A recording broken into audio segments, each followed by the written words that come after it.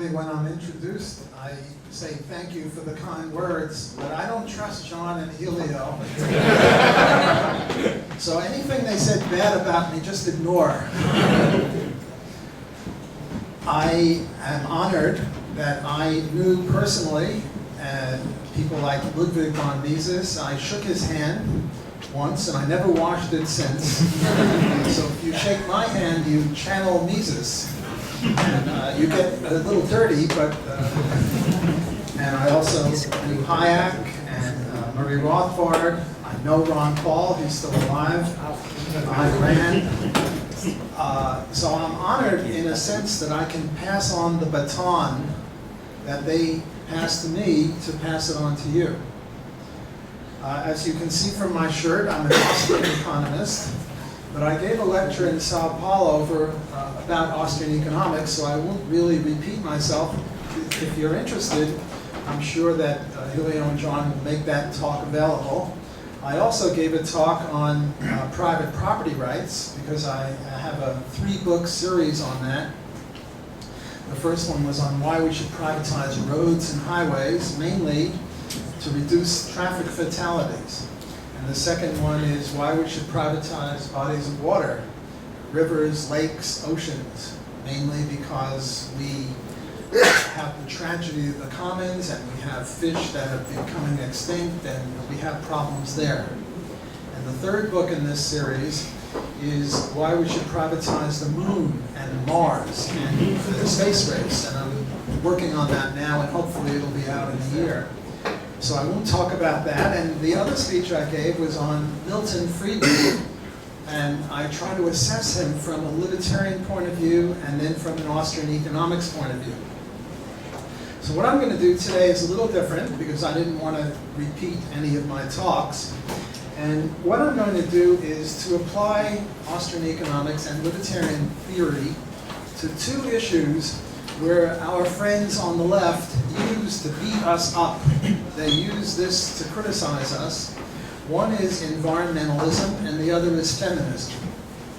In the environmental case, they say that if we had private property and free enterprise, the environment would be very bad. And therefore we need government to help secure the environment. And the feminists say, well, capitalism is evil because women are paid less than men and it's unfair. And then there's a glass ceiling that women can rise only so high and they can't get higher, and this is unfair, and this is the fault of capitalism. So I'm going to use these 2 examples in order to defend our system of private property, libertarianism, freedom, free markets. Okay, the first one on environmentalism, I'm going to do 4 things. One is air pollution. The other is the problem of plastic versus paper. The environmentalists say that plastic is evil. In California, they're prohibiting the use of plastic and they want everyone to use paper bags. The third one is species extinction. The elephants are disappearing, the fish are disappearing, all due to capitalist greed. And the fourth one is global warming and ozone, those criticisms of the marketplace. And then under feminism, I'll talk about why it is that women earn less money than men, and why it is that we have this glass ceiling where women can only go so high and not higher. Okay, so the first one is air pollution. And unfortunately, all of my examples come from the US. I'm really unfamiliar with Brazil, but the issues are very similar. The theory is the same wherever you are, whether it's here or there or on Mars, on the moon, it'll be the same theory. Okay, so what happened in the 1830s was you'd get a little old lady who would put out clothes on a clothesline. This is before the days of electronic dryers for clothes. It would be a clothesline and there'd be clothespins, and she would hang up her laundry and it would be wet and clean. She'd come back 2 hours later and it would be dry but dirty. And she would say, that there factory over there polluted me, polluted my lungs and polluted my laundry, and it got my laundry dirty. And what I'd like is 2 things. One, I would like damages, money damages, so that they would pay me for dirtying my laundry. And the second is an injunction, which is a letter from the court saying, you stop it or I'll put you in jail. Did the environmental plaintiff always succeed in the 1830s? No. But the court was open to these sorts of lawsuits, and if the plaintiff could make a case against the defendant, the plaintiff would win. Another series of cases like this was a farmer who had haystacks, and the railroad was 300 feet away, and the railroad would have sparks for 300 feet and get the haystacks burning. And again, the farmer would go to the court and say, I want an injunction and damages. Did he always win? No, but sometimes he would win. And this had very, very good effects. This showed the Adam Smith invisible hand, that as long as we have not only private property rights, but the defense of private property rights, then the Adam Smith principle can work. People are led by an invisible hand to do that which is in the public good. So for example, entrepreneurs were led by this invisible hand to use anthracite coal, which was clean burning but more expensive, rather than sulfur coal, which was cheaper but dirtier. Because if they used sulfur coal, they would have to go to court and they would have to deal with the judge. And using anthracite coal rather than sulfur coal helped the environment. Secondly, there was such a thing called environmental forensics. Now we all know what forensics is. When you watch these detective shows, what they do is they look at, they see a dead body, and they look at blood, or they look at semen in the case of a rape, or they look at under the fingernails of the victim. Maybe the victim got some flesh from the perpetrator, and they use scientific methods, biology and chemistry, to find out who the bad guy was. So the environmental forensics is, here we have a piece of dust on the laundry of the little old lady, and now we go to the various factories and we say, well, which factory was it? Well, you better stop it. So that was a good thing. Another one was we had smoke prevention devices. The railroad would have an incentive to put something on the locomotive so that the sparks wouldn't go 300 feet. Maybe they'd go 15 feet or something that would hold it back a little bit. Or the factory, in the smokestacks, they would put a mesh, a metal thing with little holes in it to capture the pollutants before they got out onto other people's property and other people's lungs. Another one was research and development. Namely, businessmen had an incentive to invest money in research and development in order to stop this pollution. So things were pretty good. Were they perfect? No. We're on the wrong side of the Garden of Eden for perfection. We never get perfection in the real world. But this theory was pretty good. It worked pretty well. So this is the 1830s. And now we get to what's called the progressive period in the United States history, 1890, 1900. And at that time, who was number one in the world in terms of military power? The United Kingdom, Britain. The US wanted to become number one, and how do you become number one? Do you side with a little old lady against the factory? No. Do you side with a stupid farmer against the railroad? No. If you want to become number one, you have to have battleships, you have to have tanks, you have to have rifles, things like that. Namely, you have to have heavy industry. So, the next time the little old lady came to court in the 1890s or the 1900s, or the farmer came to court, the court would say something like this: yes, yes, they're violating your property rights, your stupid, stinking, selfish property rights. There's something more important than property rights, and that is the public good. And you have to have a drum roll when they say public good. This is great. And therefore, we're not going to give any injunction or any damages because we want to promote heavy industry and we want to overtake Great Britain in terms of military power. So they did offer the environmental plaintiffs one one thing, and that was they had a minimum smokestack height regulation. Before, the smokestacks were 20 feet, and now they had to be 200 feet. Well, when they're 200 feet high, then it's harder to tell where the pollution came from. So now, if a businessman used anthracite coal because he wanted to be environmentally correct, environmentally sound, he wanted to care for other people's lungs and their property, what would happen to him? He'd go broke. Assuming ceteris paribus, assuming equal ability of entrepreneurship, if you have a good green businessman who is using more expensive coal compared to the competitors who are using cheaper coal, well, he's going to go broke. Suppose you invest money in research and development. You go broke. Suppose you use a smoke prevention device, which costs money to save the farmer. Again, the other railroad will outcompete you. So now the invisible hand is not working. And now they start blaming capitalism. And they start blaming private property. But the real cause of the problem was not capitalism or private property. It was the very opposite. Namely, they denied private property rights. And then you had to have Clean Air Acts and the Environmental Protection Agency in the US. Because the smoke was horrible. People had to go around in a mask to safeguard themselves. But the problem was not capitalism, the problem was not private enterprise, the problem was that the government, which set itself up as a monopoly to protect people, did the very opposite. Okay, the second one is paper versus plastic.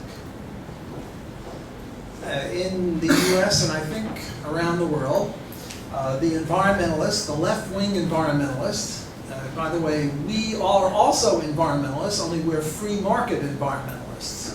We're not against the environment, it's the only environment we've got. You know, they try to seize control over the word environmentalist. We are also environmentalists, it's just that we have the same goals, it's just that we rely on profits and property rights and the rule of law, and they rely on government. Okay, so now let's talk about plastic and paper. And let's assume, just for the sake of argument, arguendo, that plastic is horrible and paper is good. Plastic is bad, it's non-biodegradable, it won't go back into the earth, it just it creates methane gas, it's very, very bad. Whereas paper is biodegradable. You bury paper into the ground and eventually the paper becomes like the earth, and this is good. Okay, so how will the government people, how will the statists solve this problem? They'll ban plastic, or they will tax plastic very heavily. How will the free market people deal with this? The way the free market people will do this is to rely on the market. There's a joke, how many free market environmentalists, how many free market economists does it take to change a light bulb? And the answer is 0. They rely on market forces. So how does this work? Well, there are two costs of paper and plastic. One is the cost of manufacturing, and the other is the cost of disposing. And let's suppose that the cost of a paper bag and a plastic bag is 1 penny, a very small amount. Well, this won't help because we don't have an incentive as consumers when we go to the shopping checkout counter. If it's you see, right now they don't usually charge you for the plastic and the paper. It's implicit, like the lighting or the cleaning. They don't charge you specifically for the plastic or the paper. But let's suppose they did. So you have a lot of groceries, you need 5 bags, and it'll be 5 cents for paper or 5 cents for plastic, and there's no incentive yet in order to push you away from the bad plastic and toward the good paper. And how about the disposal? When you want to get rid of it? Well, in most cities in the United States, what we have is municipalization. Sort of like nationalization, only the local city charges you a tax, and then they collect your garbage. So again, there's no market incentive for you to eschew the plastic, to ignore the plastic, to avoid the plastic, and to take up the paper, because it's a penny to produce and a penny to dispose, and that's it, or nothing to dispose of, but that you pay $100 a year fee, and that's it. So have we failed? It seems that the market isn't working. But the reason the market isn't working is because the market is not allowed to work. It's because we have municipalization of the disposal. Suppose we privatized all of the garbage dumps. And let's suppose that plastic is so bad that it will cost the owner of the dump $5 to put plastic in his dump site. Because if he puts too much plastic in his dump site, the dump site can't be used later on for anything because it's poison. Whereas if you put paper in your dump site, after the dump site is filled, you can use it for housing, for a hotel, for a golf course, for any reasonable purpose. In New York City, where I come from, and my borough is Brooklyn, there was this place called Canarsie. And Canarsie was in Brooklyn, and it used to be a garbage dump. And now there are high-rise buildings there because it's pretty safe.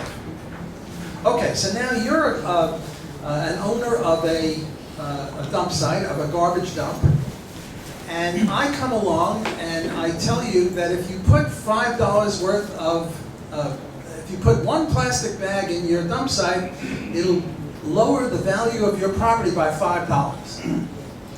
Now you're all capitalist pigs. Oink, oink. How much will you charge a person to come along and put plastic into your property? Not $5. Remember, you're capitalist pigs. Oink, oink. You want to make a profit. You want to screw the public. $50. $100. Let's say you charge $100. How much profit do you make? 95. Because you charge 100, it costs you 5, you make 95 profit. Well, what's the next capitalist going to say? 99. The next capitalist will say 98. You see where I'm going with this?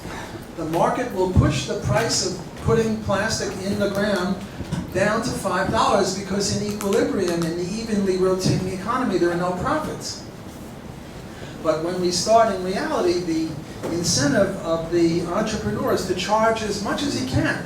But as long as there's competition, as long as there are other dump sites where you could go, the price will come down. Suppose somebody charges $4 for a plastic bag. What will happen? He will go broke. Right? Because the damage to his property will be 5, he's charging 4, he's going to lose $1 for every plastic bag. That's not going to work. So in equilibrium, the cost of putting the bag, the plastic bag into the ground will be $5. We're never at equilibrium. We're always moving toward equilibrium, so let's assume that the price will be $5. And now we come back to the supermarket checkout counter. And if you buy paper bag, it'll cost you 1 cent to buy it and 1 cent to dispose of it. And if you buy a plastic bag, it'll cost you 1 cent to buy it and $5 to get rid of it for a grand total of $5.01. And now we see how the market works. Most people will say, well, I'll take the paper. You see, now when we have privatization of garbage dumps, the market is working. And the reason the market wasn't working before, boy, I'm having competition here. Talk about competition. I don't like this competition. A different kind of competition. So we see that the market is working. Now, in the market, will there be any use of plastic bag? Yes. If the value of it is more than $5.01. Now, when you go to the hospital and you have an operation, they put a connection between a plastic bag and your body, and they drip in saline solution or whatever they do. Those plastic bags are worth more than $5.01, and they will be used. But we won't be using plastic bags indiscriminately. Whereas right now, without the privatization, we'll use a plastic bag even if it's only worth 30 cents, even though it really costs $5.01. Okay, so that's the second point on my list to show that environmental solutions exist within the free enterprise system, but only if the free enterprise system is allowed. If they won't protect property rights or they won't have private garbage dumps, well then it won't work, but that's not the fault of capitalism, that's the fault of not allowing capitalism. Okay, the third one is species extinction. People are worried that the whales are disappearing, or that the elephants or the rhinoceros are disappearing. And they say this is due to capitalist greed, and we have to stop greed. Adam Smith said greed is good. Actually, there was someone in a movie, Wall Street movie, said greed is good. Gordon Gekko. Gordon Gekko, thanks. He said, and we, people who support the free enterprise system, we're not against greed. As long as the greed takes place in the context of the market, the greed is unobjectionable. Okay, so what's going on here? The example that I use is the cow versus the buffalo. The cow and the buffalo are about the same animal as far as I'm concerned. The biologists will disagree with me. They'll show differences. But as far as I'm concerned, they're both big, they're both smelly. If you crash into one, you're in trouble. The cow never came within 1 million miles of extinction. Why? Because the cow is always privately owned. The buffalo almost became extinct because it was not allowed to be owned. If you slaughtered your cow, you paid a big price. Only you don't have that cow tomorrow. If you slaughter a buffalo, you don't pay much of a price because you wouldn't have the buffalo anyway. So you might as well shoot it and just eat the tongue, which is supposedly a delicacy. So the solution to the elephant and the rhino is private property. Okay, you have a big barnyard. Elephants need a bigger barnyard than chickens. And they need fences, strong fences, and maybe electronic fences. And if people own them privately, they would take care of them. They wouldn't allow poachers. Would they allow a pregnant female, well that's a redundancy, a pregnant female elephant to be shot? Yes, but only if you pay a very, very high price, because a female elephant pregnant is worth a lot.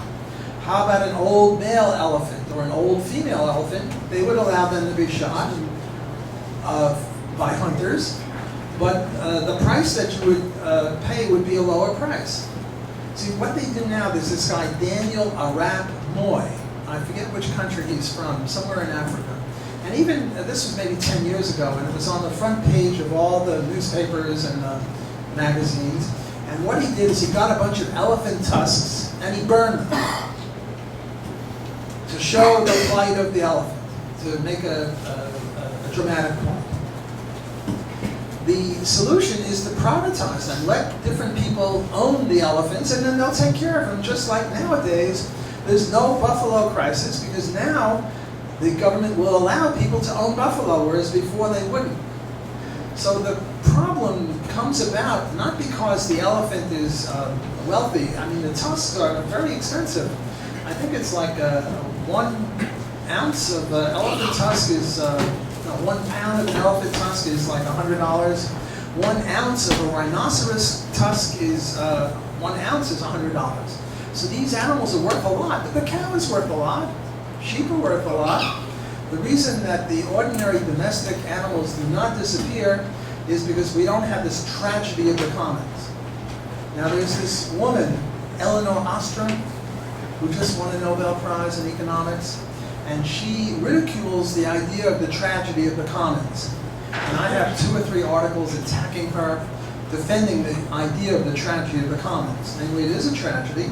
When people own something altogether, they tend to overuse it. The illustration I give to my classes is, suppose I give you orange juice in a big bowl, and I give you each a straw. And you can each sip the orange juice at your leisure. You're going to sip it very fast because you're afraid other people will get the orange juice before you. Whereas if I give you the orange juice in just a little glass, and you can now sip it at the rate you want, you'll sip it, drink it more slowly, because you're not worried that the other guy is going to grab your orange juice. So this is the tragedy of the commons. When you own it in common, especially when it's not voluntary. I mean, you know, we have corporations that are owned in common, but people are allowed, people voluntarily agree to that. Okay, the last one is the global warming and the ozone. The left-wing environmentalists are saying that the sky is falling like Chicken Little. Chicken Little was, when the sky is falling, the ozone is disappearing, and if the ozone disappears, we'll all get cancer from the ultraviolet rays. And if the global warming comes on, boy, there's a lot of global warming out there. We need it in Canada. They're afraid global warming will raise the sea levels, and in my city, New Orleans, is below the sea level, so there's a problem. There's an aphorism in libertarian law, and that is the burden of proof is on he who wants to change anything. Possession is 9/10 of the law. You have those eyeglasses. The presumption is those are his eyeglasses, and if I want to take his eyeglasses from him, the burden of proof is on me to prove that they're mine and not his. It's not on him to prove that they're his. So if you want to change anything, the burden of proof is to show that there's a need for it, to show that there is global warming or that there is the disappearance of the ozone layer. Have the left-wing environmentalists met their burden of proof? Not only have they not met their burden of proof, but there's something unkosher going on here, something nefarious, something highly problematic. Namely, there is a scandal on the part of the left-wing environmentalists. They plot with each other not to allow scientists who say the ozone layer is fine or the global warming is not a danger. They try to not allow them to publish in referee journals. They try to get them their jobs lost in academia, even if they have tenure. And more recently, they're trying to pass laws against denying global warming. And even the word denying means something, because there's a thing called the Holocaust, when the Nazis killed a lot of people, and there are people who are Holocaust deniers, and this is seen as a very bad thing. And in Europe, if you deny the Holocaust, you can go to jail. In Canada also, not in the US, I don't know what the rule is in Brazil, but for historians, if you can go to jail for disagreeing with a historical point of view, how open is the debate? Now look, in physics, they're having a debate between is matter more like a wave or more like a particle. I'm not a physicist, I don't know. I don't really care. As an intelligent non-physicist, lay person, I'm a little interested. And I note that it's a fair debate. No physicist goes to jail for saying one or the other. So whatever they come up with, I'll agree with. Because it's a fair debate, and the physicists are specialists in physics, and you know, what do I know if, given I'm not a physicist? I have enough trouble with economics, I don't know physics. But in global warming, you can't trust them any more than I can trust Helio and John to give me a good introduction. I'm kidding. You can't trust them. So not only have they not met their burden of proof, it's chicanery, it's cheating what they're doing. So they have no leg to stand on. And also, you know, you get these problems like the big ozone depletion is over Antarctica. But in Antarctica, there's no industry, no people, a few scientists. So it's sort of implausible. Well, let's suppose they meet their burden of proof. Arguendo, it's possible. Maybe they'll change the error of their ways. Maybe they will allow real science to occur. And now let's suppose that the 99% of all meteorologists and climatologists, by the way, you know, the weathermen can't even predict 1 week ahead. And now they're predicting 100 years ahead?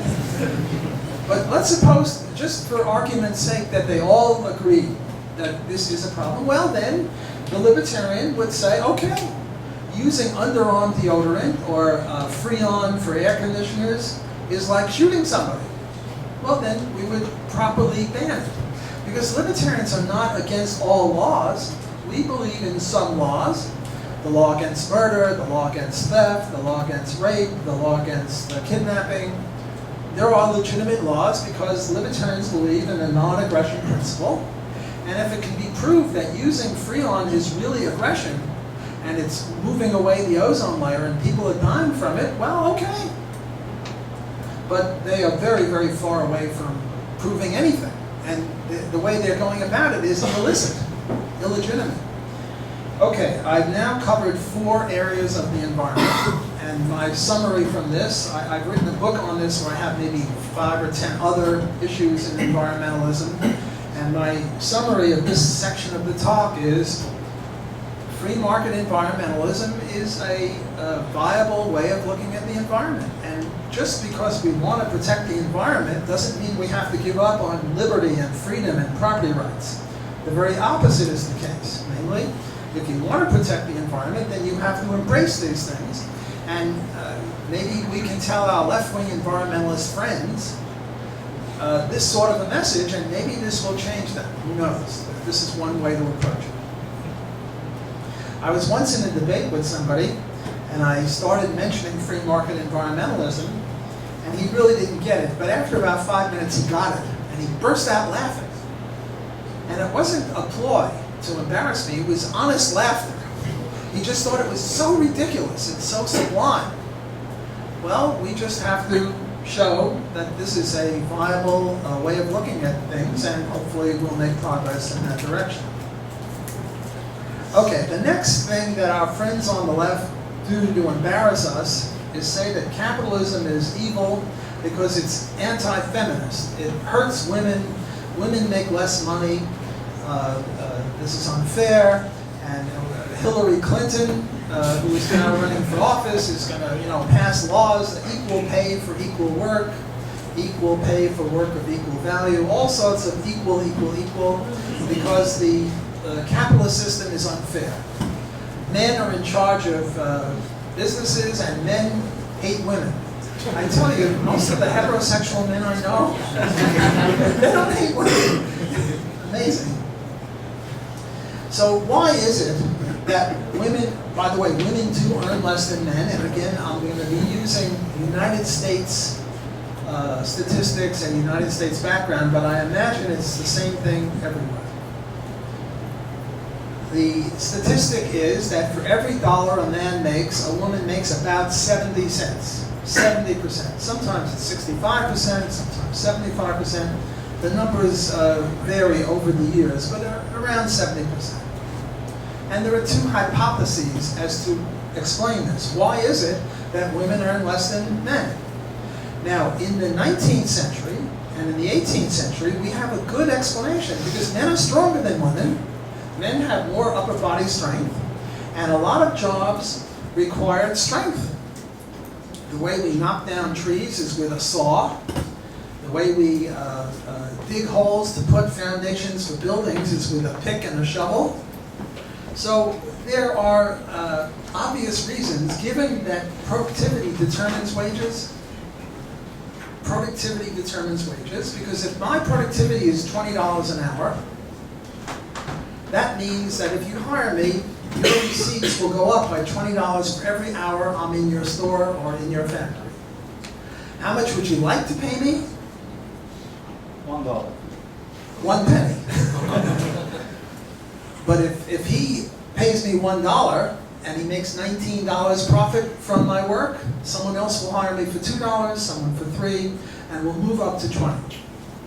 On the other hand, if my productivity is 20 and somebody foolishly pays me 50, they lose 30 an hour on me, they don't stay in business too long. So wages tend to equal productivity. Not every second there are divergences, but pretty much in equilibrium, wages are equal to productivity. In the real world, they're not necessarily, but there are always moves in that direction. So in the 19th century, when a lot of jobs took physical strength, we can see that men are more productive than women, and men would have a higher wage than women. So that's an obvious explanation.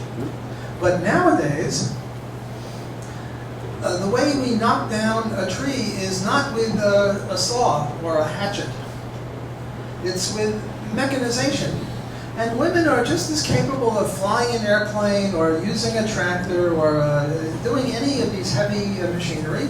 All you do is you go this way or you press a button. And so we can't use that explanation to account for why women make less money than men. So we have an alternative hypothesis, and it's called the marital asymmetry hypothesis. Marital, marriage, asymmetry, difference, hypothesis. So I'm now going to make a little survey of you people. And if you're married, answer in terms of your marriage. If you're a kid, answer in terms of the marriage with which you are most familiar, your parents' marriage, or maybe an aunt and uncle who raised you. And the question I'm going to ask is, what kind of proportion of the housekeeping duties does the husband do and does the wife do? So what do I mean by housekeeping duties? Taking care of children, washing the children, cleaning the children, diapering, going shopping, cleaning the house, household duties like that. And I'm going to offer you three choices. The husband does more work than the wife, or it's roughly equal. It doesn't have to be 50-50, but maybe 45-55, I'll call that equal. Or that the wife does more than the husband. How many in the marriage that you're now thinking about, whether you're married or not, there's some marriage about which you're familiar.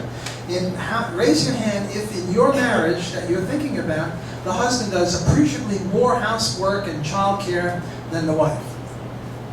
One liar.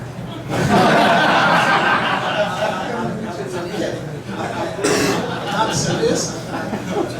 According to the statistics that the sociologists do, I don't know, there might be 100 people here, and 2 or 3% is like that. So I was kidding. I take it back. I'm not calling you a liar. I was just being silly. And in how many marriages is it roughly the same? Another few liars. Kidding again. But this is a very accurate portrayal. Here we have roughly 100 people. One person says the husband does more. 3 or 4 people say it's roughly equal. I don't have to ask for the rest. Everyone else, the wife does more than the husband. Now, there is this thing in economics called alternative or opportunity costs. What does this mean? It means whenever you do anything, you do it at the cost of not being able to do something else at all or as well. Now take Usain Bolt. He is the fastest man on the planet right now. The 100 yards, 200 yards, 50 yards. His time for the 100 is 9.5, which is amazing. It might as well be a horse or a dog. Very, very fast. Even faster than John, who used to run that in high school. Usain Bolt could beat him. How well can Usain Bolt play the cello? I don't know, but I expect not too well. Because if you want to be a world-class runner, you have to practice your start. You have to have a little endurance. You have to run the mile once in a while. You have to weightlift. You have to do squats, strengthen your body. In order to be a world-class cellist, you have to play the cello 6-8 hours a day. Now, Yo-Yo Ma is the best cellist in the world. And I don't know what his time is in the 100-yard meter, but I expect not too good. Because in order to be a magnificent cellist, you have to play the cello all day long. Well, 6 hours, whatever. So the point is, Yo-Yo Ma engages in celloing at the cost of not being as good a runner as he otherwise could have been had he been a runner. Now, I don't say if Yo-Yo Ma gave up the cello and took up running, he would be world class, but he'd be better. Right? And I don't say that Usain Bolt, if he took up the cello, would be a world-class cellist, but if he took it up and gave up running, he'd be a better cellist than he is now. Common sense? Economics? Well, it's the same thing with marriage. If a woman specializes and spends time shopping and cooking and cleaning, and when the baby is crying at 3 in the morning, the woman breastfeeds, obviously only the woman can breastfeed, then she has to do it at the cost of something else that had she not done that, she would have done better at. Namely, business. If you specialize in homework, you can't be as good at business as you otherwise would be. And similarly with men. Men don't do as much of this. Men do much less. The joke is the husband and the wife, both PhD chemists, they both work in the lab all day long, and now they come home, and the husband says to the wife, "What's for dinner, dear?" The point is, even if they both work full-time, the woman does more, and when they have children, she does way more. We're built that way. I mean, there are rare exceptions, but we're built that way. So of course the woman isn't going to be as good in something that she doesn't specialize in. Just like Yo-Yo Ma is not going to be a good runner, and Usain Bolt is not going to be a good cellist, the woman is not going to be as good as she could otherwise be if she didn't specialize in house cleaning and cooking.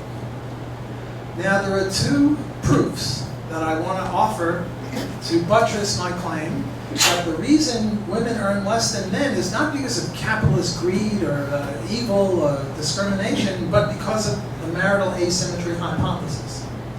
One is logic, and the other is statistics. Some people are more amenable to the logic of the thing, some people are more amenable to the statistics. I figure I'll do both, and I'll catch people in my snare here of trying to show that the hypothesis is correct. So what's the logic? Suppose you have a man and a woman, they each have productivity of $10 an hour, and the man gets paid $10 an hour in equilibrium, there are no profits, but the woman gets paid $7 an hour because there's discrimination. Well, this means that if you hire a woman at 7:01 or 7:02, their wages will rise. Do you see that? It's a non-equilibrium situation to say that there are two people, each with productivity of $10 an hour, and one makes $10 an hour, and the other makes $7 an hour. This can't last. Market forces will be brought to bear, raising the woman's wage. So this is the logic of it. It's just illogical to suppose this. Now the reason that women make $7 an hour and men make 10 is because their productivity is less. It doesn't mean women are inferior. It just means they're doing other things, household. Or it means, another example, suppose there's a husband and wife and they both live in Rio. And one of them gets a great job, triple the salary in Sao Paulo. Where are they more likely to go? If it's the man that's got this big increase and the woman will have to be what is called the trailing spouse? Or if it's the woman who gets this wonderful offer and the man has to be the trailing spouse?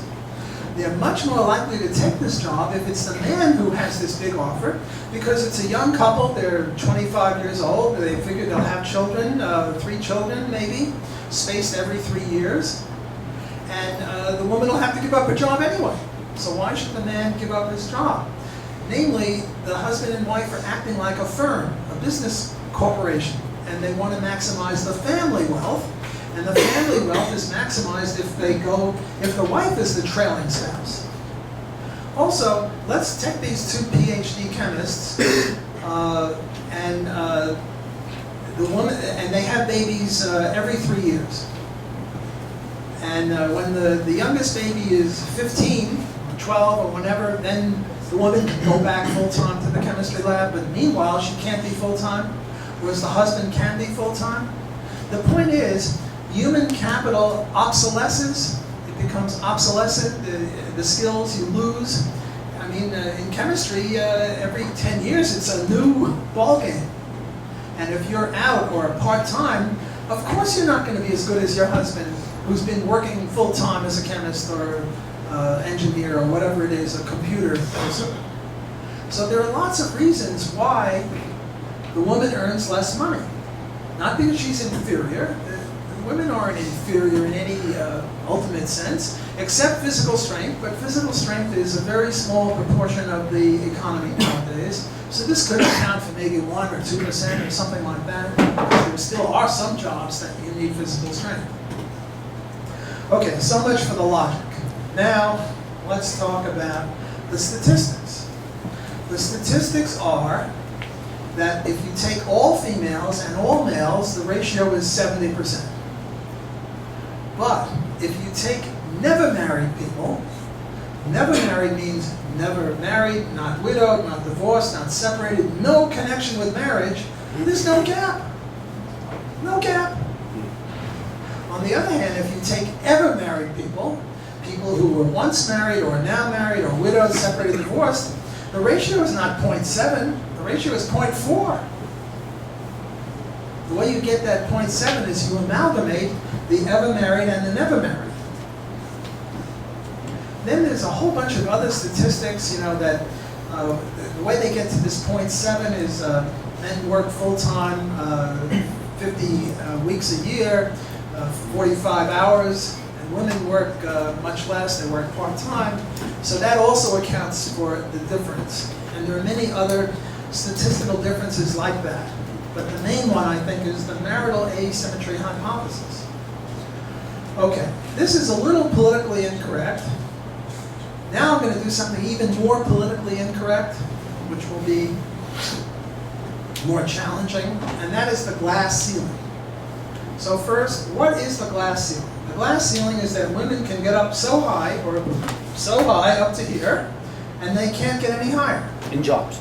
In jobs, in anything. In jobs, in politics, in academics, in anything.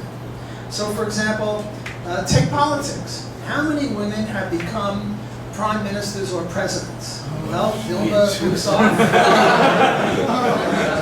Indira Gandhi, Margaret Thatcher, Golda Meir from Israel, Angela Merkel, Germany. There was somebody from Canada, I forget her name, she was in office for a month. And there might be another 5 people that were prime ministers or presidents. And that's it in the history of the universe. Every other president or prime minister was a man. So this is a glass ceiling. Namely, it's very hard for women to get above the glass ceiling. A few can make it. Another example is Nobel Prizes. Now, I'm not talking about Nobel Prizes in literature, where who knows what the criteria is. And they have affirmative action for women and, poetry, feh, as Yiddish word. I'm talking about PhDs in chemistry, in medicine, in physics, in economics. There was one in economics, and there were about 100 winners of Nobel Prize in economics, and Eleanor Ostrom was the first woman. There was Madame Curie, who won a Nobel Prize in medicine. Two separate. Two separate. Okay, but just I'm picking one woman, Madame Curie. Whereas every other winner was a man. So that's another example. A third example is chess, grandmasters. Anyone play chess here? Nobody plays chess? A few people play chess. I have a 1700 rating, which means I know the difference between a queen and a rook. To become a grandmaster, you have to have a rating of 23 or 2400. If I ever played a grandmaster, he could spot me a queen and 2 rooks and still beat me. How many women grandmasters are there? Well, it used to be only one. And she was ranked about 400th out of 500. And now there are the Polgar sisters, Polgar, 3 sisters from Hungary. And the worst one is ranked 400th, and the middle one 200th. And the best one, Judith Polgar, is ranked 35th. I mean, she's excellent. But there are only 3 out of 500. And chess is not an upper body strength thing. And little girls aren't told you can't play chess. It's just that we have a glass ceiling here. Same thing with CEOs, chief executive officers, presidents of a big firm like Walmart or Microsoft. Very, very few women. There are some. So that's what a glass ceiling is. So now the question is, why do we have a glass ceiling? And the reason we have a glass ceiling, I think, is because of biology. It's because men and women are equally able, on average, to do good things. But women are God's or nature's insurance policy. They are clumped toward the middle. Many women are within one standard deviation of the mean. Namely, they're close to the average. Very few are 4 standard deviations above or below the mean. Whereas men are God's gamble, or nature's gamble. Men are 4 standard deviations this way and 4 standard deviations this way. Now I've given you the good, namely grandmasters and politicians. Look, I'm not a big fan of politicians, but I recognize that in order to become a president or a prime minister of a country, you have to have something going. A good liar. I'm sorry? You should be a good liar. A good liar, but a good liar. Don't say a good liar, say a good liar. Namely, to be a liar, some people are good liars and others are bad liars. But they are excellent liars. You have to give the devil his or her due. If you go to a mental institution, who do you see in the mental institution? Men or women? Men. Virtually no women are in mental institutions. If you go to jail, prison, who do you see? Men or women? Very, very few women are in jail. If you go on the streets, we were walking over here from the hotel, and there were people lying on the sidewalk, homeless people. Men or women? Men. These are 4 standard deviations below the mean. If you go to the cemetery, you'll find equal men and women.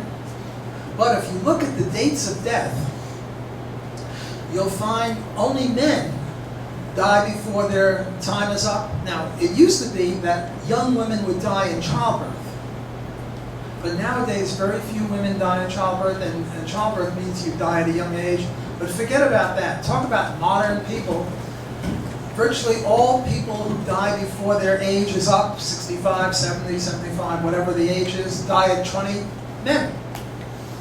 So what we have is men way out here, men way out there, and that's why we have a glass ceiling. Because the Nobel Prizes and the grandmasters and the CEOs and the politicians who are excellent liars are way out in the good area. So this would be my biological analysis for it. It's got nothing to do with men keeping women down. And then the question comes, well, if it's men keeping women down, why is it men in the first place that are able to keep women down? Why don't we have, female,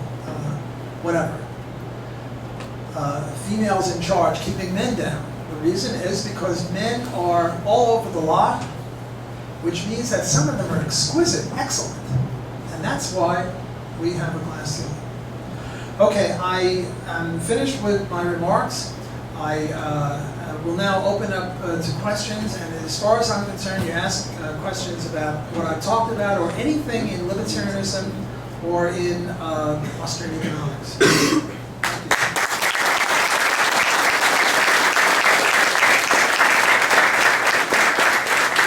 Pessoal, quem quiser fazer perguntas, por favor, gostaria que se levantasse, se apresentasse, dissesse seu nome. Se quiser fazer em português, eu posso traduzir para o Walter. E eu vou começar. I'm going to ask the first question then. You, as a libertarian, you defend, the libertarian doctrine says that human life is precious, very important. However, in a court of law, or as an example you gave the elephant, you have to assign a value to it.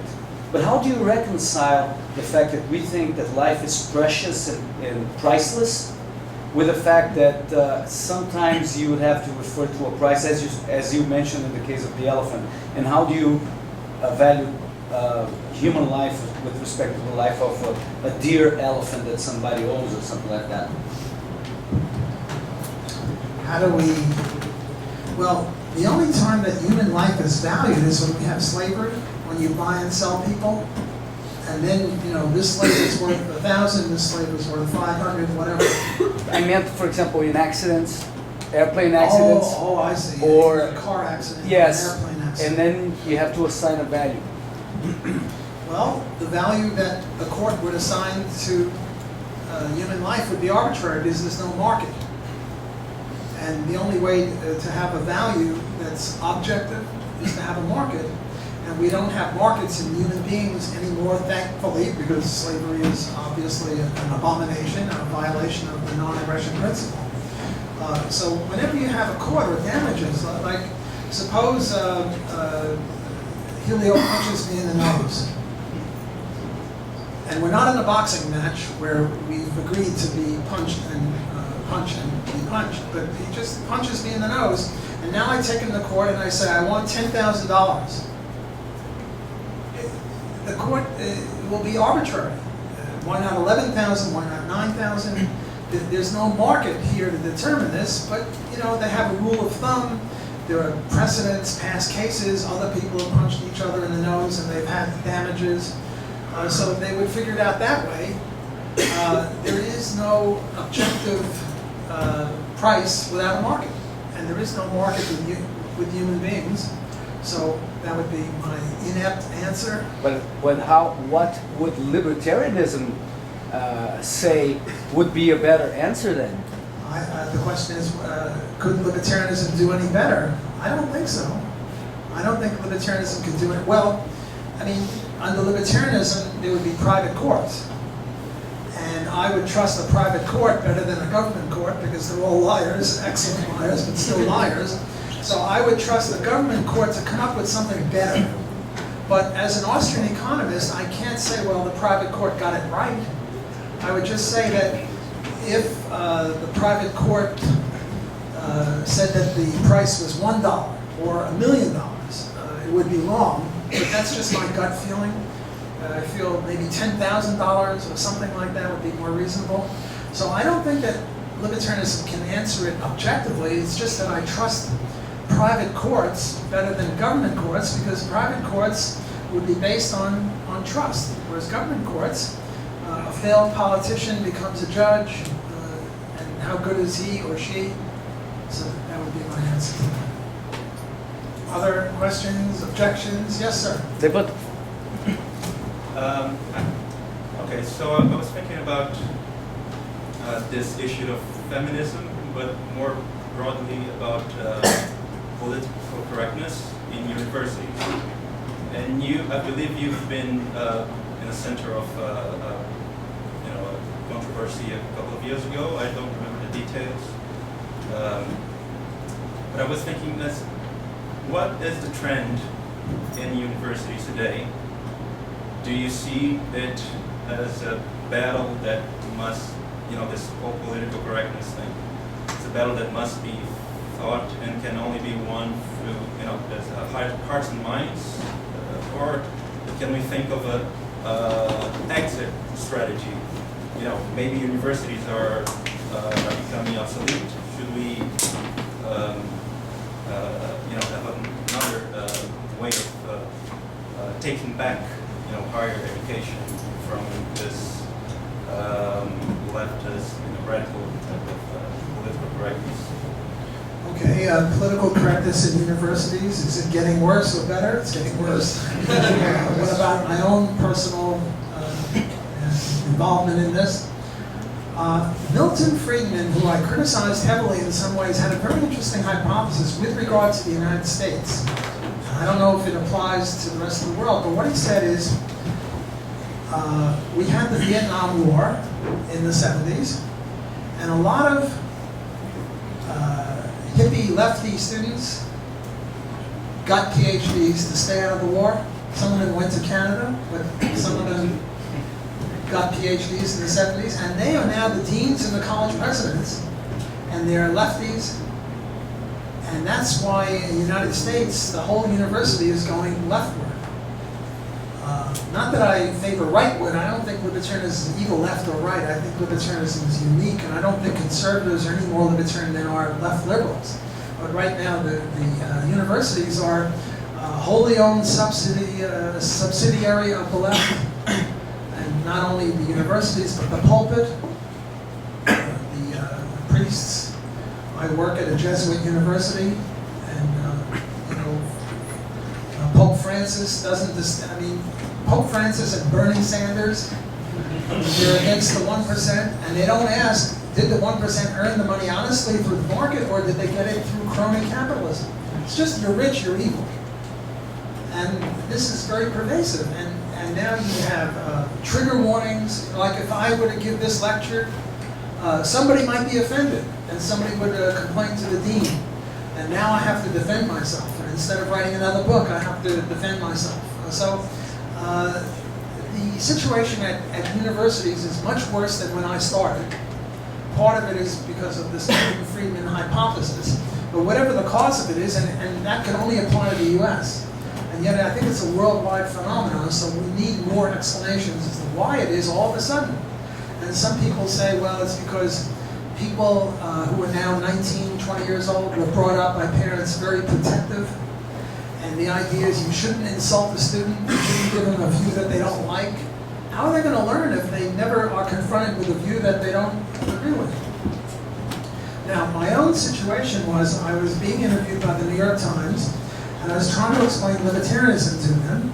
And I must have had 2 or 3 separate occasions, maybe 3 or 4 hours altogether, and I just wasn't getting it across. So finally I said, look, the only problem with slavery is that it was coercive. Why was slavery so evil? Was it because they picked cotton? No, people picked cotton all the time. Was it because they lived in a little shack? No, people live in a little shack. It's not objectionable. Is it because they were fed gruel or even whipped? No, because sadomasochists whip each other. The sole reason that slavery was evil was because it was coercive. You couldn't quit, and they grabbed you against your will. Then I said, suppose we had this hypothetical. I shouldn't have done hypotheticals with them.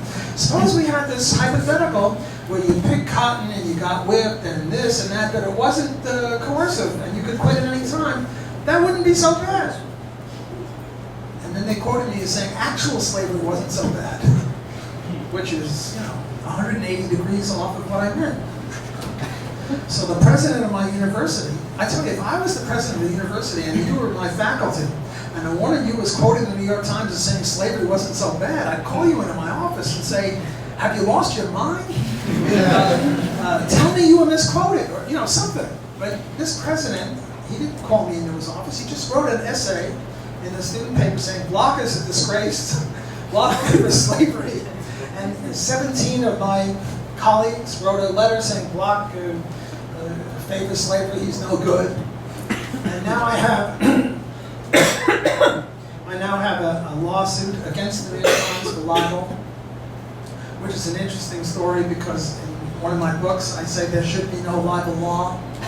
Because how do I reconcile suing them for libel? Well, I have to admit I did a little fudging. I really wanted to get them, but I didn't want to violate libertarianism, so I had to concoct some theory to justify it. And the theory that not concocted, but the theory that I used was ruling class theory.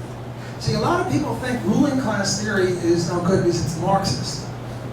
And the Marxists had a ruling class theory, namely the bourgeois were bad guys and the proletariat were good guys, and that's their ruling class theory. But we libertarians also have a ruling class theory, and that is the crony capitalists are the bad guys, and the state are the bad guys, and the good guys are everyone else. So, given that they're in the ruling class, what I'm saying is that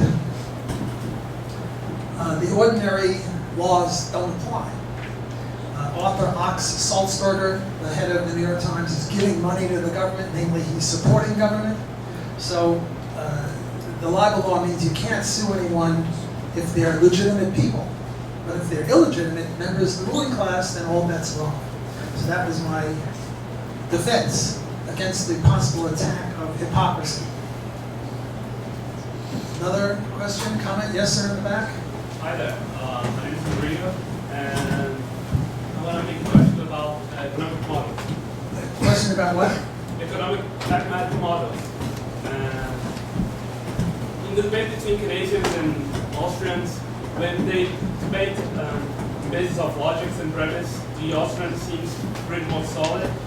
they make a strong case. But one of the objections that usually Canadian economics do is that Austrians can't do math, that they don't have a solid scientific basis to the assumptions. So I'm gonna ask you if you think that there's some truth in it, if there is a good reason that we don't have Austrian economic math theories, if we're getting there, or if the questions that we see.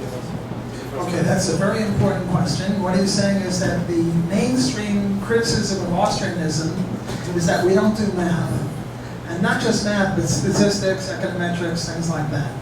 And the implication is, shouldn't Austrians do more math so that we could become more acceptable? He didn't ask that, but that would be a logical implication of what he's asking.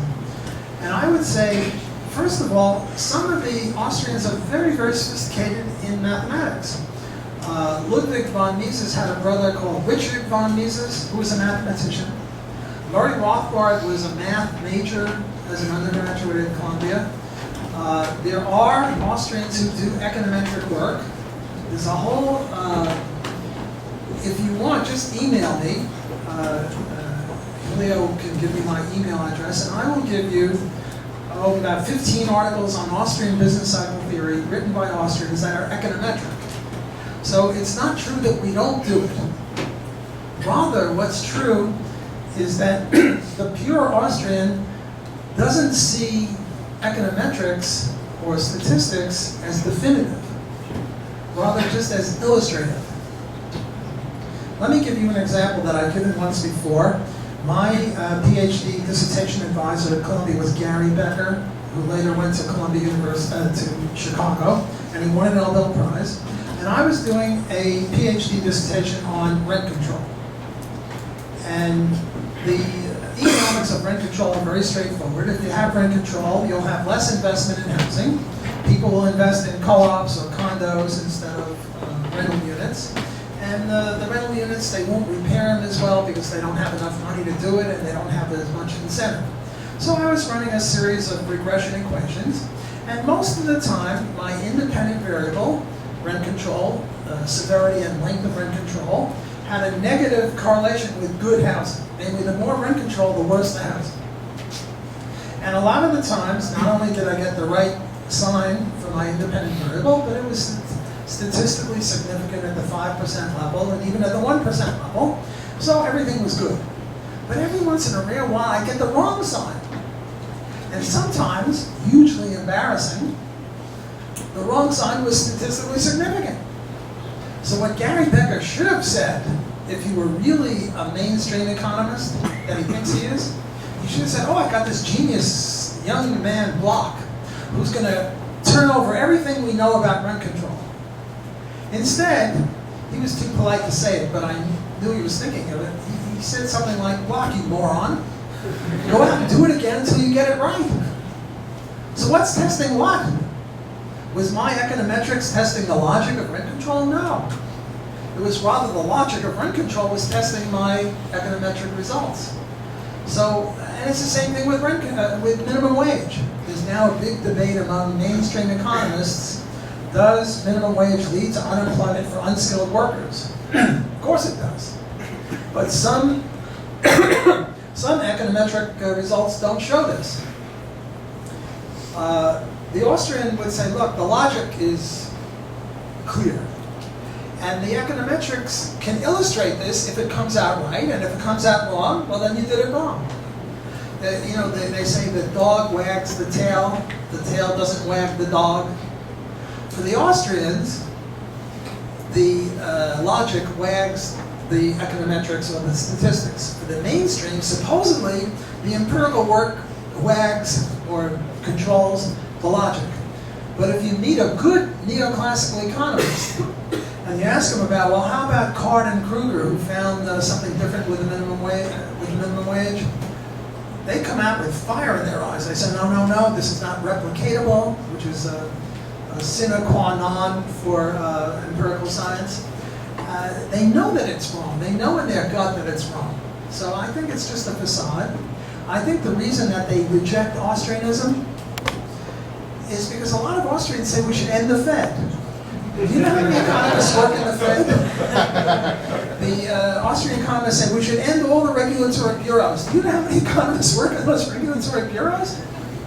Their bread is buttered on the side of government intervention, and they don't much like Austrians spoiling things. So I think that's more of an explanation. But the idea that Austrians don't know, I have to tell you my Spanish joke. It's not Portuguese, but Spanish.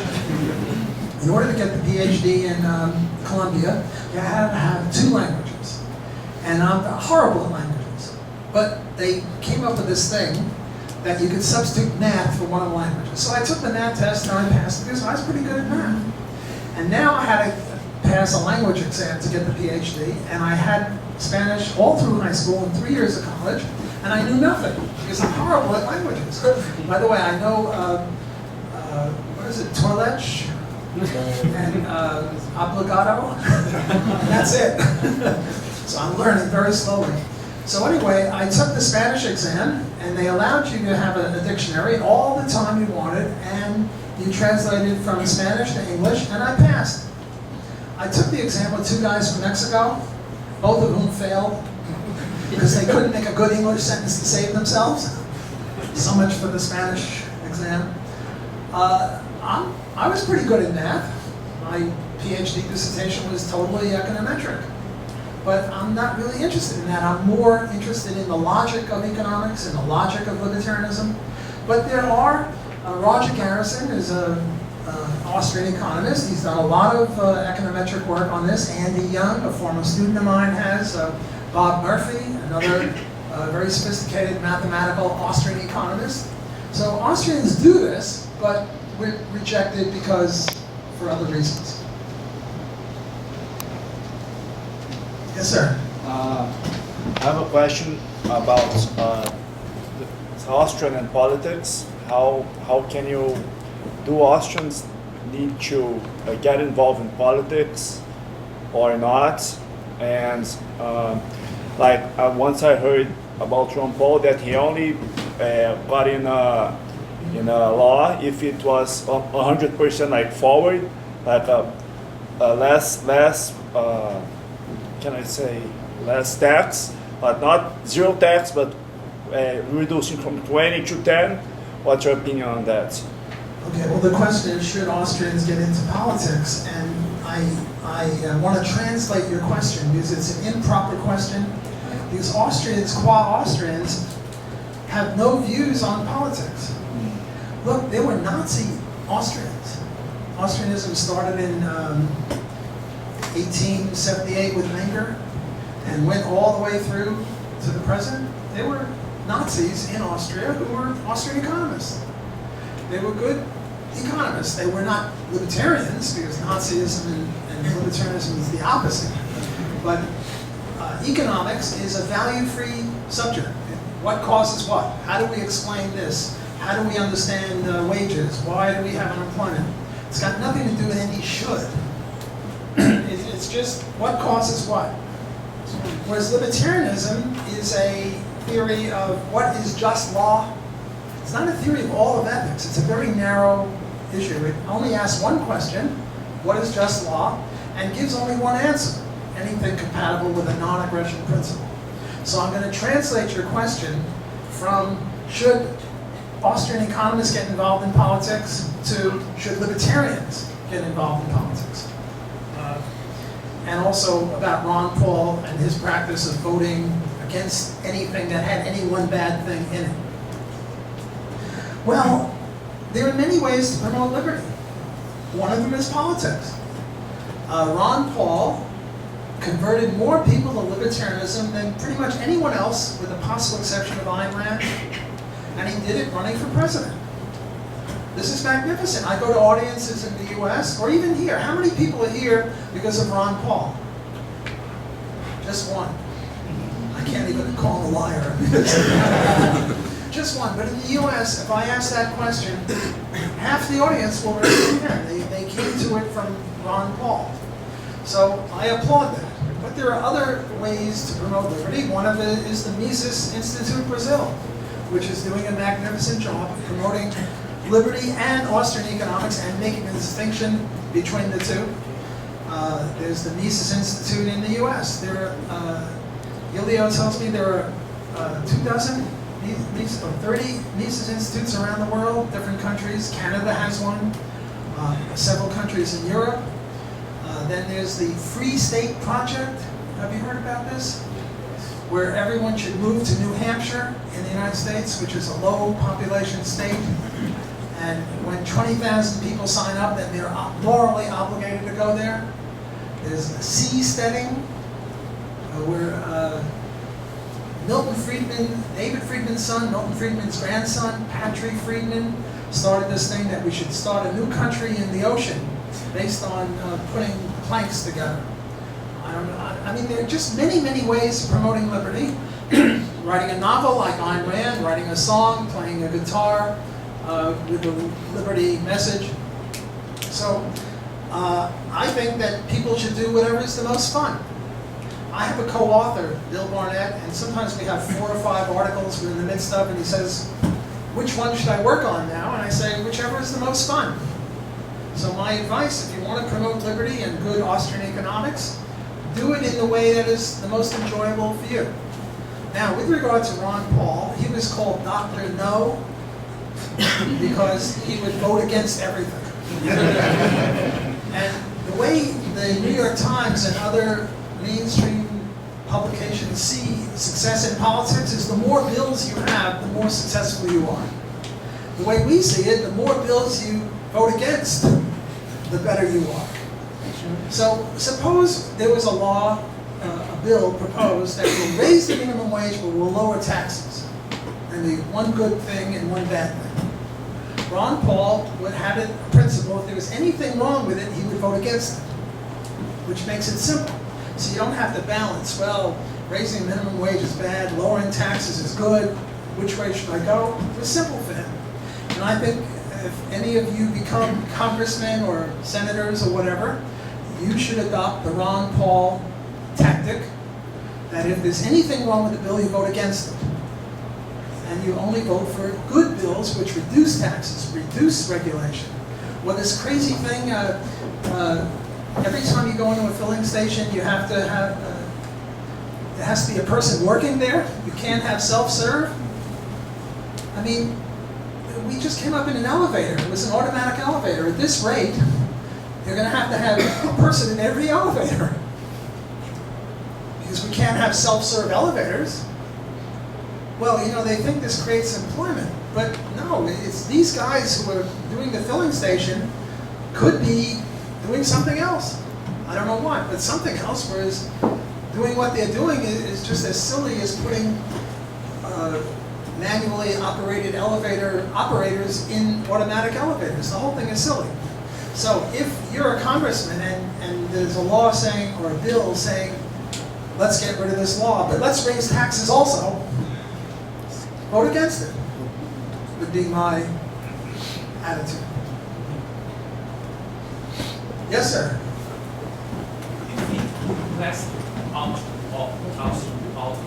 Speak louder, I can't hear you. We think classic Austrian authors like Hayek and Mises were a little bit naive because they believed they could control the growth of the state. They were a little bit statist in comparison with Hans Hermann Hoppe, of Barth. What do you think about it? They were naive. Okay, this is a criticism of Mises and Hayek because they weren't anarchists. And I'm an anarchist, and I agree with you that Mises and Hayek were a little bit of statists. Hayek more than Mises. Hayek way more than Mises. Mises is pretty good. The way I see libertarianism, there are 4 levels. The highest level is anarcho-capitalism, free market, no government. Why? Because government is evil. Government taxes you. They say it's like club dues, but it's not. You didn't agree. If you join the golf club or the tennis club, you agreed to pay dues, but you didn't agree to join the Brazil club or the United States club, and yet they compel you to pay money. We have a word for people who compel you at gunpoint to pay money against your will. It's called theft. So the government is a thief. The next level would be minarchists, minimal government libertarians who believe in government only to protect people and their property. And to that end, we need armies to keep foreign guys away from us, police to keep local bad guys away from us, and courts to determine who the good guys are and who the bad guys are. The next level is Ron Paul and the constitutionalists. And then the lowest level of libertarianism I would call classical liberal, where Milton Friedman and Hayek, and they are free enterprise, but they have so many exceptions. So I agree with you. People who are statists are not as pure, but we're all libertarians. I'm a big tent kind of a person. We should include everyone from Murray Rothbard, who was an anarchist, to Ayn Rand and Robert Nozick, who were minarchists, to Ron Paul, constitutionalist, down to the low level of Friedman and Hayek. They're all libertarians, and we're all working in the same direction. You know, in the Libertarian Party in the U.S., they had this thing called the Dallas Accord, because there was a fight between the anarchist members of the Libertarian Party and the statist members of the Libertarian Party. And what they said is, look, we both want to reduce the government down to 5% of what it is now. Some of us want to go further. Others of us don't. Let's first get down to 5%, and then we'll fight. So right now, we've got government up to here. We can all cooperate to get government down to our knees or our ankles. And then we can, now it's an interesting discussion, we can still have a debate, but we're all working together. Because we all want to reduce government, not only the money, but the regulations and all the evil that government does. Yes, sir? How does libertarianism deal with noise pollution? Because it kind of violates your right. I mean, your property is your property, but you have to deal with other people's sounds, like you're having a party at 3 a.m. But it's not as toxic as, say, carbon, or I don't know, you could say uranium. That's like understandable for you to have some sort of regulation or agreement in court. Like, if I'm gonna build a nuclear reactor, I'm gonna give you cancer. So you know, you can settle that in court pretty easily. But how do you deal with the noise pollution, with the rules? Is government intervention valid in this point, or should there be some sort of other solution, a free enterprise solution? Okay, the question is, what about noise pollution? I would say the best thing ever written about pollution, whether noise pollution or smell pollution, because if you're near a pig farm or a tanning factory, the smell is equivalent, analogous, is a thing written by Murray Rothbard. It was originally in the Cato Journal. It's called Air Pollution, Law and Something Else. Just Google Murray Rothbard and air pollution, and you'll get this article. It's about 80 pages. It's the most, best analysis of this. I discussed air pollution before during my formal remarks. I didn't really go into it in depth. The point, though, is we libertarians have two theories. One is the non-aggression principle, and the other is private property rights. Because again, the guy in the front row here who's eyeing his glasses with greedy glee, how do you justify property rights? And the libertarian justification is twofold. One stems from John Locke, philosopher, and Murray Rothbard, and Hans Hoppe has done great work on this. It's called homesteading. We homestead our bodies, we own our bodies, and now we need land to live. We mix our labor with the land, and we get to own it. And I clear some land, and I put in a corn crop. You domesticate a cow, and you get milk. And now we trade, barter. And now, even though I didn't produce the milk, I own it. Even though you didn't produce the corn, you own it. But we can trace it back to a legitimate title transfer, such as trade, gifts, gambling, whatever, plus homesteading. So, let's suppose that I'm an air polluter. I'm in Pittsburgh, where they make steel, and I'm there first. and I pollute 10 square miles. But I was there first, and there was nobody there. And now you move in and you complain about the air pollution? I say, too bad on you. You're coming to the nuisance, a technical legal term. I was there first. I homesteaded the right not only to make steel in the land where my factory is, but 10 square miles around. Now take noise pollution. I start an airport. The airport is 1 square mile for the runways, but the noise is 10 square miles. I was there first. I homesteaded not only the 1 square mile, but the rights to make noise in the surrounding area. So if you then build your house, you can't complain, you may not complain in law about the noise because I was there first and I own the rights to make the noise. On the other hand, if you were there first, just outside my airport, next door, I have to buy the right from you. Either I have to buy the property entirely, or I have to buy the right to make noise from you. And it's the same if I set up a pig farm or a tanning factory or anything else like that. So the answer is whoever was there first. Now, suppose that my airport only has jets, but then there are these supersonic jets that make much more noise. So here's the story. I set up my airport. I make a certain amount of decibel noise around. And now you move in and you homestead the right to have just that level of noise. But now I introduce a jet that's much noisier. I have to buy the right from you because you've homesteaded the right to a low level of decibels. And now I'm going like this. Too bad on me. So the answer from the libertarian or Rothbardian libertarian point of view would be homesteading, and the first one to homestead gets the rights.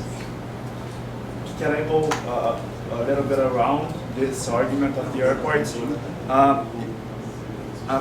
If I have a nightclub, like I'm the owner of the nightclub, and you're my neighbor, and I open the nightclub, it has noise, okay? You're fine with it, you come to my nightclub. 5 years later, you have a son, and the nightclubs make noise, so your son like don't sleep. How can we resolve that? Okay, the question is, Mr. A opens up a nightclub. Mr. B is next door. It's okay. The nightclub makes noise up until 6 in the morning. Mr. B is there, he comes afterward, and he's happy with the noise. He even attends the nightclub. But then Mr. B has a son who objects. And what I'm saying is, based on my answer to the previous question, is too bad on the son. Namely, the nightclub owner was the first one there, and he homesteaded the right to make noise until 6 in the morning, let's say, but not 7 in the morning. Only till 6 in the morning, or whatever the time that the nightclub closed. And now, if the son objects, too bad on the son, because the nightclub owns the right to make noise. Whoever was there first. There was this guy, Ronald Coase, C-O-A-S-E, Ronald Coase, a very famous economist. He has a law case called Sturgis versus Bridgman. And what happened was there was a doctor who needed silence to hear people's heart through the stethoscope, and then there was next door a factory. And what happened was that the doctor was far away.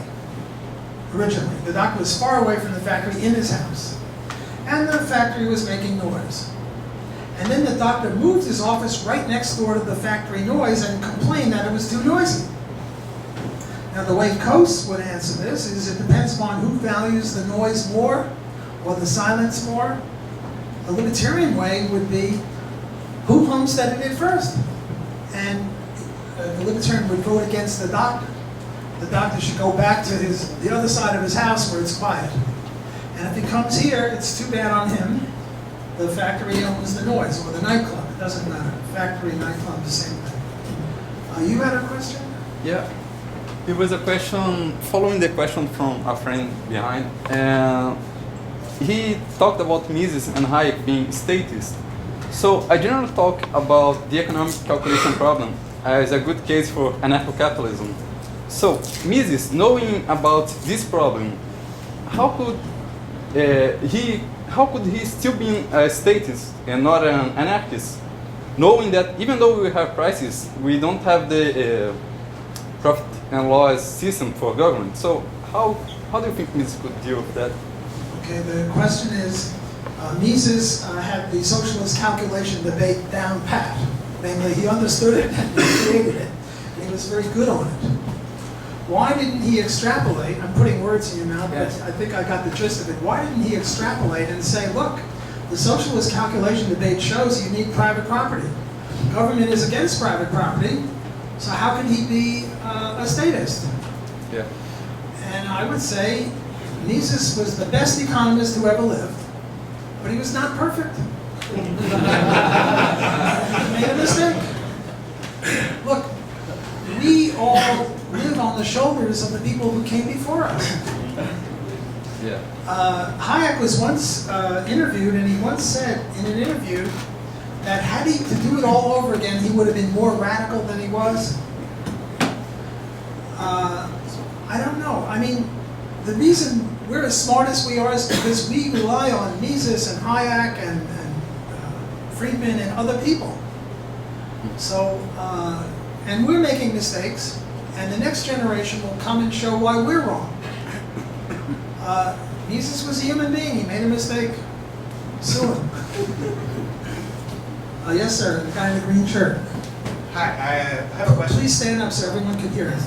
I have a question regarding private property and externalities. So right now we are having a problem with dengue fever and Zika virus. And let's suppose I have a property, house, locked, and let's say the mosquitoes are procreating there. And I am not allowing I am not cleaning my house, and I'm not allowing the government to do their job there. But people in the neighborhood are getting sick. How libertarianism will respond to that? And Brazil just passed a law that in this case they can invade your house. Well, the question is, he's aiding and abetting mosquitoes. I'm putting words in his mouth, but I think that's the gist of it. He is running a bawdy house for mosquitoes. And it's his property. And I would say this is not an external diseconomy or negative externality. This is trespass. People can get sick and die in the You're neighborhood? trespassing, and not the government, but a private defense agency would have the right to go into your house, not take over the house, but kill the mosquitoes. It's as if you're shooting arrows. Only the arrows are not wood, they're mosquito arrows. And instead of shooting someone with an arrow, you're shooting someone with a mosquito. And I would say you're a danger to the community. You're violating the non-aggression principle in a weird way, but still you're violating the non-aggression principle, and you have to be stopped. But it's not an externality. You see, the way the mainstream economists see this, there are market failures all over the place. Externalities, public goods, antitrust, monopoly, a different income, just market failure, market failure, market failure. We Austrians don't see any market failure, but we can see trespass. Or take the case of the little old lady in the factory with the laundry, or the railroad, or the noise polluter who escalates the noise, or the case of the nightclub that was supposed to make noise only until 6 in the morning because they homesteaded that, and now they're staying open till 7. Well, they're trespassing. Now that's negative externalities. There's such a thing as positive externalities, which is also a market failure. Here, the idea is that the reason people go to school is for their personal benefit. They'll get a better job, they'll meet a better friend, they'll have a better spouse. They go to school for their private benefit. But there are spillover effects free riders, everyone else is a free rider. Namely, if you go to university, you'll vote better, you'll be less likely to be a criminal, but you won't take that into account, and therefore we have to subsidize education. But there was a question over here about higher education, the horrors of higher education, where people go and they take feminist studies, and they take queer studies, and they take black studies, and they take foolish studies, and they take sociology, which is another foolish study. And we could say this is a negative diseconomy. Namely, that there's no objective criteria. So as an Austrian, I reject the whole idea of externalities. But I don't reject the idea of trespass. There is such a thing as trespass. Noise, smell, mosquito. Yes, sir. My name is José Fayal, and my question is... Speak louder so everyone can hear. Okay, my name is José Fayal. My question is regarding the actual world refugee crisis and the rising of global terrorism. It's becoming harder to advocate an open border policy. And people say that multiculturalism is killing Europe and things like that. What is the libertarian answer? Is right for a country to balance between an open border policy and security and safety of its people? The question is, what is the libertarian view on immigration policy? Refugees in Immigration yes, policy? yes, sure. Should we allow open borders, anyone can come in? Yeah. Or should we not allow anyone to come in? Or should we have regulations such that you can come in but you can't? Yeah, yes. Now, there are two areas that are very, very controversial among libertarianism. One is abortion, the other is immigration. And I have, most libertarians are open borders.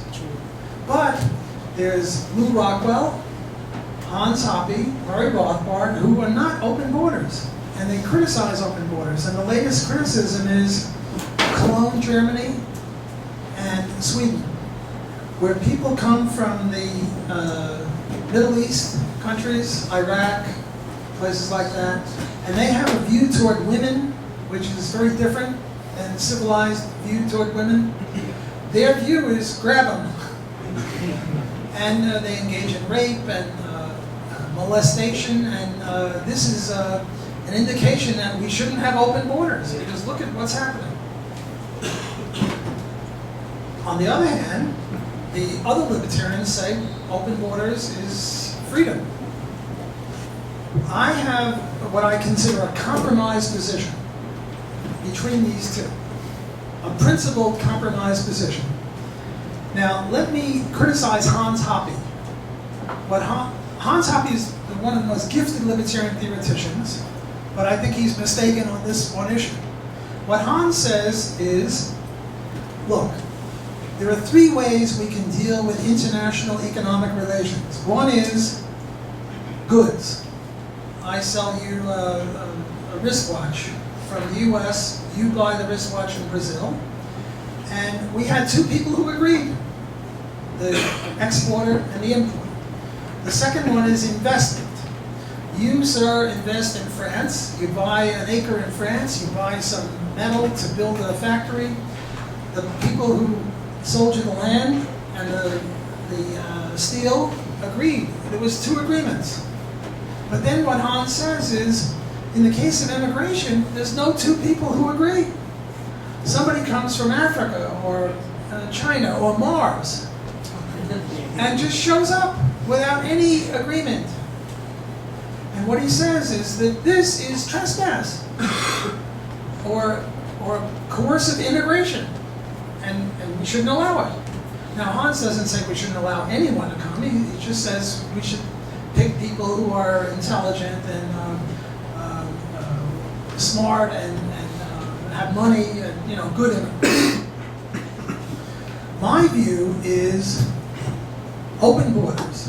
We should have open borders because I wear these eyeglasses, and these eyeglasses are the non-aggression principle eyeglasses, and I look at everything from the point of view of, is there per se a violation of rights in immigration. Suppose somebody comes from China or Africa or Mars and moves to the middle of Alaska where there's just virgin land, never been touched, or in the middle of the Amazon, never been touched, or in the middle of the Rocky Mountains in Wyoming, never been touched. Now, the Bureau of Land Management in the United States claims ownership, and the Brazilian government claims ownership of the Amazon forest. But they never homesteaded anything, and we're now talking about libertarianism.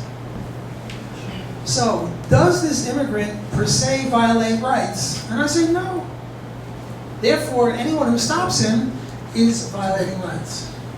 That's the first half of my analysis. The second half is, if you don't like 1 trillion Martians coming and voting differently and changing the culture, privatize every square inch of the Amazon forest, or privatize every square inch of Alaska, or privatize every square inch of the Rocky Mountains, and then, if they come, they're trespassing.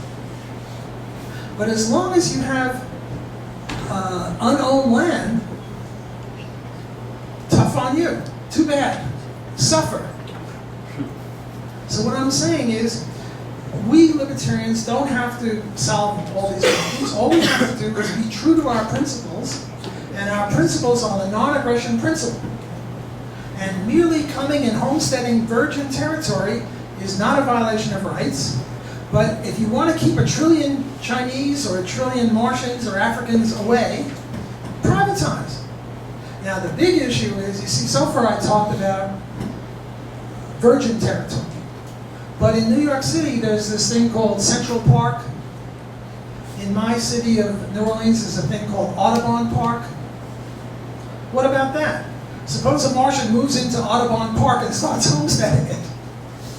Now Hans would say, and Lou Rockwell would say, this is really owned by the citizenry, and therefore it's trespass. This is a very controversial area, because I would say, look, you ask the next 100 people that walk by Central Park and ask them, who do you think owns this? And who do you think should own this? And they're not going to say the people. They're going to say, oh, it's government, public property. So I would say the Martian has a right, or the African, or the Asian, or whoever it is, to take over public property. The roads also. The government claims those roads. People should grab them. But that's very controversial. Forget about that. Just take virgin territory. It's a basic premise of libertarianism that the first person who homesteads virgin, unowned territory is the rightful owner. And the government never homesteaded anything. They're not the rightful owner. So I think we, in this way, have our cake and eat it. Have our cake, we can have open immigration, and eat it too. Namely, we won't be inundated by masses of strangers that we don't like, as long as we privatize everything. Whenever I email anyone, there's a little thing at the bottom. It says, if it moves, privatize it. If it doesn't move, privatize it. Since everything either moves or doesn't move, privatize everything. Look, private property rights are crucial in solving all sorts of problems. Take the problem of paparazzi. Paparazzi are people who take a film of famous, a picture of famous movie actors or athletes, and the movie actors and athletes don't like this. What is the source of the problem? Public sidewalks. If we had private sidewalks, and I own some sidewalk, I would either make a rule that no paparazzi allowed, in which case the movie stars would come, or I would say, too bad, in which case they wouldn't come. And different sidewalk owners or different mall owners, we have shopping malls, which are like private sidewalks. The paparazzi problem doesn't arise in a mall. It only arises in a public sidewalk. Or take the Nazi march in Skokie, Illinois. The neo-Nazis wanted a march in a town called Skokie, Illinois, where a lot of Jews were, and the Jews didn't like it. The problem was public property.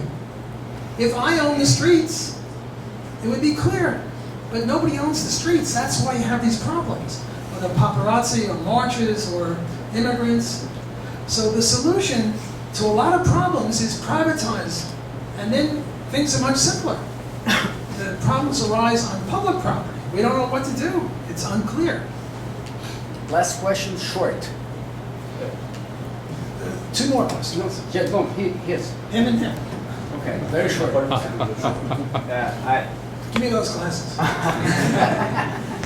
You just told us about privatize everything, but every time I think about privatizing documentation issues, IDs, and passports and things like that, I think that if everyone can make like a free enterprise that gives documents, we would have a lot of bureaucracy, because which one would be accepted, which one it wouldn't in a libertarian society, how it will deal with this problem about documentation. If we privatize everything, there'll be a lot of bureaucracy because people will have to have passports or permissions. Yeah, something about their house owners. How do I show you that I own this house? I have a document. Which document would be accepted? Which one which wouldn't? Well, if we had private police, and the private police would give people a little thing that they could have here saying protected by the ABC agency. You know, I do race walking, and I race anywhere from 5K to a half marathon. One of these days I'm going to do a full marathon. And in order to get in the race, you have to have a little placard to show that you paid to be part of it. It doesn't seem so bureaucratic, otherwise how are they going to know who paid and who didn't? So I don't see the problem.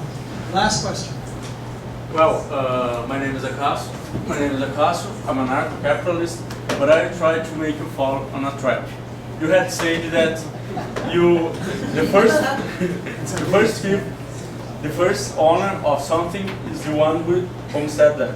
Okay, so imagine if somebody have a home, I am the owner on the things on the side, and I build a box around this house, and he dies because he don't have access to food, water. Will I be the responsible for that or no? He's a nasty person. He wants to make a criticism of me. And the way I understand the criticism is somebody owns a house, maybe an acre of land, and somebody else builds a road all around and won't allow him out. So he dies. No. I misunderstood. Like a wall. Okay, let's try again. Imagine if somebody have It's like a wall. It's not a road, but like yeah, a but wall. on top too. On the top as It's well. a dome. It's a dome. Like the Stephen King novel. Yeah. Oh, and he cuts off his hair.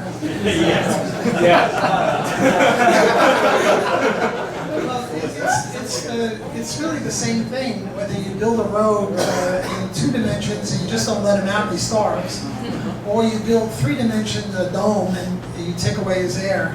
He dies in any case. So it doesn't really matter that much. In other words, I got the gist of what you're saying. Now, I never really wrote about the dome, but I did write about entrapment in my book on privatizing roads. And what I said is, right now, when you buy land, you'll buy title insurance to make sure that the guy who's selling you his house really owns the house. Under a free enterprise system, you'll also buy access insurance. Namely, that you can get in and out without him forbidding you or charging you $1 million every time you want to leave your house. And the owner of the road would have an incentive to get you to buy a house or land on the side of the road, because the more people that use the road, the better off he is. So they'll make a reasonable deal with you to encourage you to build. So this wouldn't happen. And I have a whole chapter several chapters in my book on privatizing roads, where I go over all sorts of objections. Now the dome issue is a very interesting issue. There was somebody, I forget who it was, that had attacked me for libertarian theory and used this dome theory. I forget the guy's name. If you're interested, email me and I'll send it to you. Just mention dome and I'll remember. What he said is, what you do is a guy sitting on a park bench, peaceably breathing, and you build a dome around him, and you suffocate him. You didn't touch him, so therefore it's not murder. This is an actual journal article where it's going to attack me, so he beat you to this. And what I said is, look, this guy was homesteading the air. He was the first homesteader, and you're cutting off his air. So you are violating his rights. So I would say it's a rights violation. If somebody, look, if I take a plastic bag and put it over Helio's head, because he made nasty comments about me in his introduction, and even though I don't touch him, I put it down, I'm cutting off his air. He's homesteading that air. So he's the first homesteader of the air around him. See, the thing is, with air, it's on Mars or on the moon, it'll be a scarce good. Here, it's not scarce. We can all breathe. Nobody yells at anyone for breathing heavily, unless it's on a phone, like a pervert or something. Different issue. So I would say that if you put a dome over someone else and cut off his air, you're a murderer. Because you're stopping him from homesteading the air right next to him, which was closer to him than to you. That was the last question.